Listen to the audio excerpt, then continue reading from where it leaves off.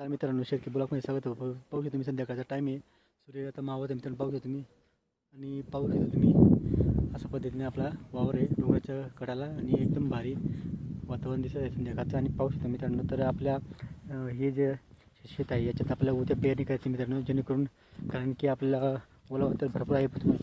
दाखवतो मित्रांनो, तर ओलावा एवढं आहे तर आपलं गहू आरामशीर आपलं गहू त्याच्यात उतरू शकतो, एवढं ओलावा आहे. पण आपण काय करणार मित्रांनो, जेणेकरून पेरून नाही डायरेक्ट पाणी भरून द्याने आपला गहूला, म्हणजे आपल्याला थोडंसं कमी वेळात आपल्याला काम करायचं. यासाठी आपण ओलवणी नाही करणार, डायरेक्ट पेरून देऊन आहे कोरडा, म्हणजे पेरून देणार, पेरून लगेच सारा बांधून त्याला लगेच पाणी देणार, म्हणजे जेणेकरून लवकरात लवकर गहू उगलं जाईल. यासाठी आपण लवकर तयार करतो मित्रांनो, कारण पाणी पावसाचं वातावरण दिसत आहे, म्हणून आपण पेरणी करून लवकर आपापल्या मित्रांनो. व्हिडिओ आवडल्यास लाईक शेअर कमेंट करा, आमच्या चॅनल सबस्क्राईब करा.